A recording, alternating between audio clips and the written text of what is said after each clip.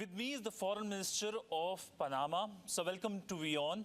My first question to you is about a situation emerging in your neighborhood. How do you assess the situation in Venezuela post the elections? I believe that Panama has taken an important decision in terms of suspending its diplomatic relationship with Venezuela. What is the reason behind it? Good morning in Panama. Thank you for the interview. I want to make one thing clear. We didn't break our relationship with Venezuela. We lower the status to consulate level because we understand the current situation of Panama in our Colón prison and other important businesses. The decision to break diplomatic ties was taken by Venezuela. So that's the first thing that I want to make sure that the public and your audience understand. Secondly, Panama has a clear position about principles of democracy. We, as a country, cannot accept that the rule of law, that an election that was probably one of the last resources to solve the political situation in Venezuela did not fulfill its goal because the results are not being made public with transparency. The information that we have received from Venezuela and from different foreign ministries in the region is that the results appears to benefit the opposition. And in that regard, we cannot accept the result of an election in which the transparency is under doubt. So we hope that the acts, the different documents that will support the results are made clear, and then the Venezuelans can find a peaceful solution to their problem. So far, there's no sign that the government is willing to make public such documents that will confirm the result of an election. Are you speaking to other countries in the region about what has happened in terms of the election results in Venezuela? And have you spoken to the Americans as well? We have seen comments by the US Vice President Kamala Harris as well. She has made a tweet as well. Any comments on that? Well, we respect each country's decision about the current situation in Venezuela. I can tell you that we in Latin America have a group of foreign ministers.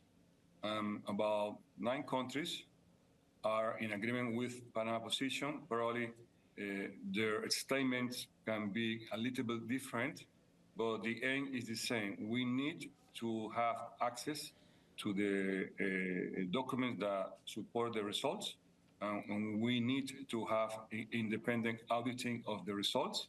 Until then, we will maintain our current position. Democracy is a principle that cannot be negotiated. Our president is committed to the rule of law. Our president is committed to transparent elections, specifically after he experienced some irregularities during our process in May. So Panama must be an ally of democracy. Your country is the biggest democracy in the world. You just had an excellent democratic exercise. 100 million of people went voting. The transparency of your election is an example to the world. So that's why we have taken this position in regard to the Venezuelan election. We need transparency. We need Venezuelans to know the full results, the transparency of the election to be made public, and then we can, move forward in different directions if the results are made public. So far, they haven't. So our position is to support the democratic value of Venezuela and to support the full transparency of the elections.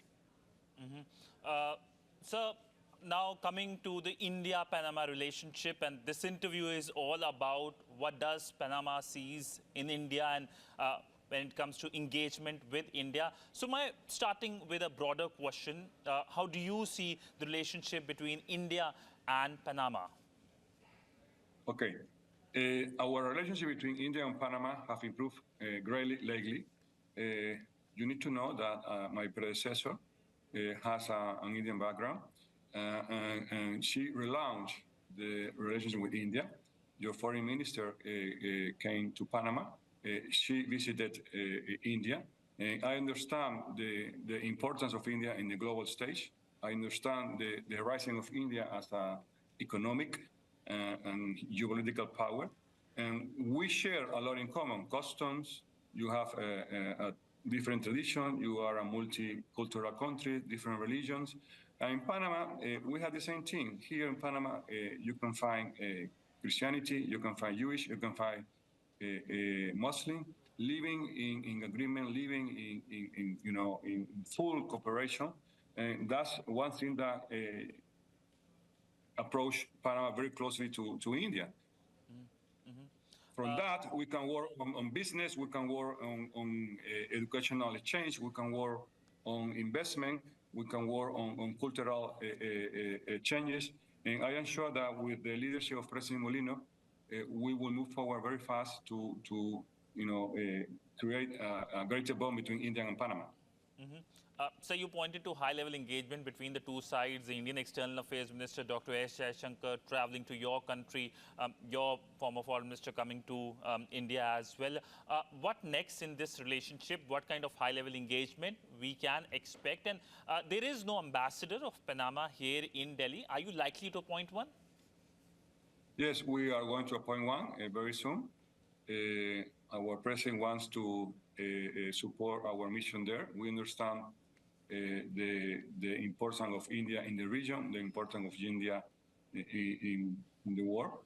Panama could be a great partner for India because from here you can have the base or the regional headquarters for your businesses, your companies. There is a market of almost 1 billion people in Latin America, Central America, and South America. The strategic position of Panama could be of great value for your business. Plus, we would like to see Indian enterprises to establish headquarters in Panama for the region, take advantage of the same regime for multinationals and also another regime for the manufacturing of different products in Panama. It's very clear that Panama has a comparative advantage in the region because of our hub, because of our political stability, because of our economic stability, and of course, because of our canal. And we can play a great complement for Indian businesses to tackle the different markets in the region.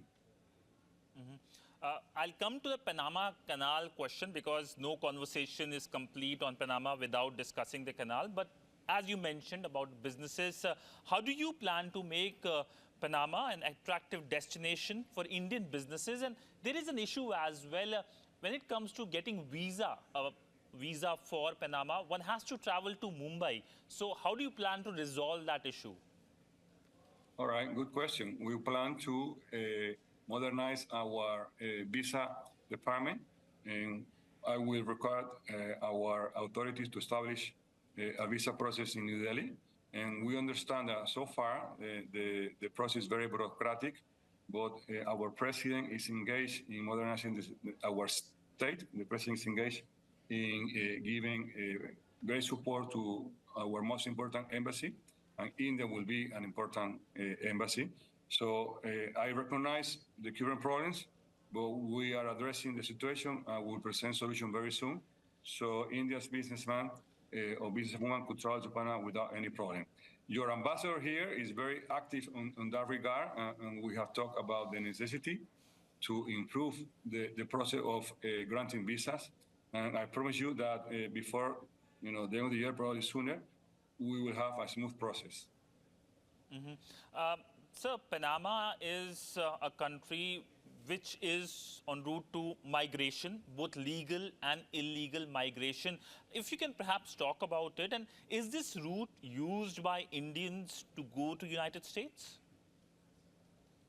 Not really. The main countries with irregular migrants are Venezuela,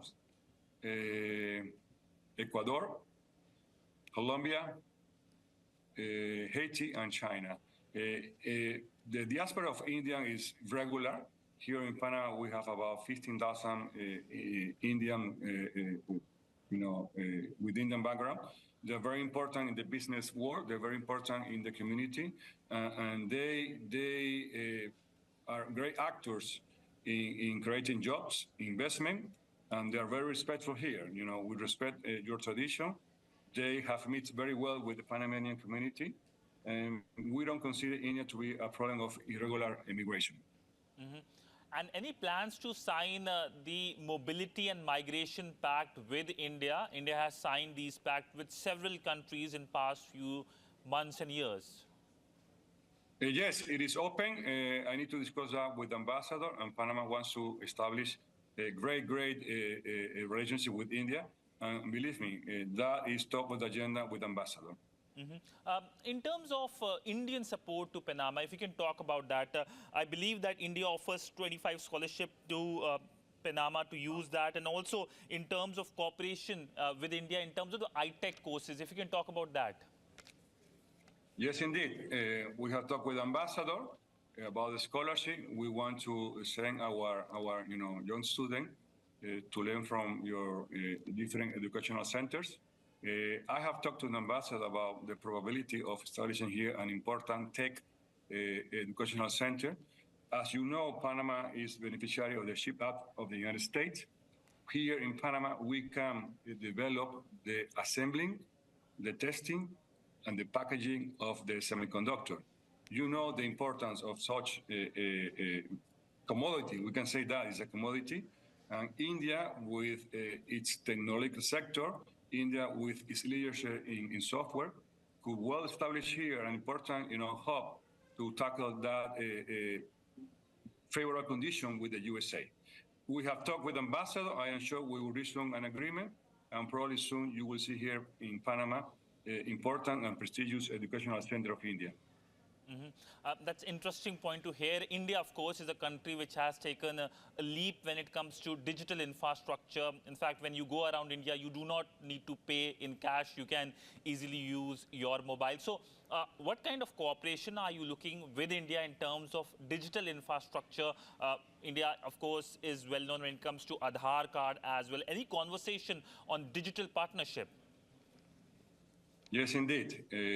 We have talked about many important cooperation in technology, in digitalization, in education, in cultural change. I want to, relaunch our relation with India. We understand the importance of India in the world stage. I said again. We hope that when my mission is finished here, India will be one of the most important partners of Panama. India is a democratic country. We are. India shares our principle of peace, and we need to create bonds that will transcend our tenure. United Nations Security Council reforms. Now, India is very keen to get a membership for the Security Council. What's your position on that? And I believe you will be also a non-permanent member of the UNSC on 1st of January 2025. So what is your focus area? Listen, we understand the rise of India as a power. India is a country of 1.4 billion people. India is one of the emerging economy. India has a great military capability. India promotes peace.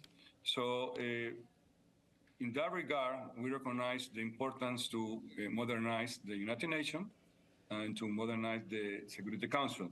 You know the obstacle to achieve that. It has to it necessitates two-thirds of the assembly and the positive vote of the permanent members. The world has changed, and India is not the same as 40 years ago. Panama has mentioned that since probably 15 years ago, and we need to have a serious discussion about the modernization of global governance. We need to find consensus not only with India, with other important countries in the world. Interesting point, sir. Pharma is another area where India has taken a lead. During the COVID pandemic, India sent vaccines to your country. In terms of pharma cooperation, what are your expectations with the Indian side in terms of whether it's regulatory approvals or getting cheap Indian drugs? Okay, to be sincere, we understand our problem in Panama with Pharma. My first advice would be for Indian companies to establish here a manufacturing hub, and then being here, things will be easier. Nevertheless, we understand that we need to lower the cost of pharma for Panamanians, and India could be a very important player to solve that problem. So we will work hard with the ambassador to try to find solutions to this very important issue for Panamanians, and India could be of great support for the Panamanian government to reach such solutions. Sir, earlier in the conversation, you talked about the Indian diaspora in Panama. What's your view about the role they have played, especially Indian origin Panamanians in your country? There are approximately 15,000 members of the Indian diaspora. So if you can talk about that. In fact, I believe your previous foreign minister had connections with India as well. Yes, indeed. I believe her father was Indian. We understand the importance of the Indian diaspora. They have met very well with the Panamanian community. They play active roles in the business community. Their traditions are, well known in Panama. We are very respectful of your religion. Again, I want to highlight that Panama resembles much of India. Here, as in India, we have Jewish, Muslims, Christians. You and your country have different religions, different languages. The level of understanding is very important there and here. So I can conclude in a very convincing way that the Indian diaspora in Panama is well appreciated. It is an important factor of the Panamanian development as a country. We want to continue that, and we want to increase that variable in our development. So now coming to Panama Canal, we all have grown up with stories about how it was constructed and its role in the global geopolitics. So essentially, how do you see Indian engagement in this canal? Well, the canal is only one variable. Here we have a very important hub. Our ports are very competitive. We have the most important airport in the region. So the canal could be a factor to attract Indian investment. And from here, you could outreach to the Caribbean, to Central America, and to South America. So the complementarity of Panama for the Indian business world is very important. Our mission is to make that clear to the Indian authorities, to the Indian business people, and we are willing and we are ready to partner with India in such regards. So I believe there are other countries in your region, in fact your neighbors, who are planning to build similar such canals. So how do you plan to make sure that the Panama Canal has its own competitive advantage at a time when other countries are looking to have their own canals? Well, we welcome competition. We respect each country policies toward developing its connectivity. But we have a comparative advantage that is very clear. We need to make sure that we remain so. The canal, which has its own independence to manage the most important asset in the continent, will invest a lot of millions in the next 7 years to maintain the competitivity of the canal. We can rest assured the canal will continue to play an important role in the world commerce. The competition is welcome. I am sure that such development in our neighbors will improve the importance of the canal. So climate change is one thing that has impacted everyone on the planet. Now, essentially, when it comes to India's contribution, India has been taking lead when it comes to International Solar Alliance, the Biofuel Alliance as well. You have, in fact, joined the International Solar Alliance as well. So how do you see cooperating with India when it comes to dealing with the challenge of climate change? Well, we need to cooperate very closely. It is a reality. In Panama, we are taking steps. We have already, relocated an important community in the Northeast Atlantic because of the climate change. We are investing more and more in renewable energy, and your country is a leader in solar energy. And again, we need to be together in this battle against climate change. Not only Panama and India, but the whole world. And we hope that Panama in the Security Council will present this as an important issue to be addressed by the world community. We recognize your commitment to tackle climate change, your commitment to reduce the impact of greenhouse gases. I know that you have reforested millions and millions of trees. That's a good example for the world, and we need to take advantage of the example. And you too, from us, take advantage of it. We are one of the 3 countries being carbon negative because we have a huge, forest reserve. We can learn from each other. We can share experience, and we are sure that with Panama in the Security Council and being part of India in many aspects, the voice to fight for climate change, against climate change, will be very loud and clear. So that was a pretty comprehensive interview over several subjects, but I would like to ask you that last question, and that is on global geopolitics. When it comes to the Russia-Ukraine war, or when it comes to the situation between Washington and Beijing, how does it impact countries in the Latin America and a country like yours in terms of the situation on the ground and in terms of food security, in terms of energy security? Okay, first, we have condemned the aggression of Russia on Ukraine. That's a violation of international law. And we would like to see a stop to that conflict. We would like to see that Ukraine gets back its territory. There's no understanding, there's no need for a conflict in the 21st century. We hope that the European Union, with the leadership of the USA, a solution can be found very soon. In regard to China and the USA, it is clear that that's a very complex relationship. But based on that, Panama could be a beneficiary of the situation for nearshoring and friendshoring. And India could take advantage of that complex relationship by investing in our country, by bringing your business to my country. You need to know that our president is very open to market economy. Our president is pro-business. And we need to exploit that condition. And we know that India has a very capable entrepreneur class. So I'm willing to work closely with your ambassador, with your authorities, to take advantage of the Panama geographical situation, to take advantage of the geopolitical risks around the world. We are a peace-loving country. We will remain so, and we always work toward finding solutions in geopolitical problems. Well, on that note, thank you so much, sir, for speaking to WION on a range of issues, whether it is the situation in Venezuela, whether it is India relationship, or whether it is the global geopolitics. Thank you so much, sir, for speaking. Thank you. I hope to see you soon in your country. I am planning a trip. You will hear good news from Panama, and I would like to thank Prime Minister Modi and India for trusting in Panama.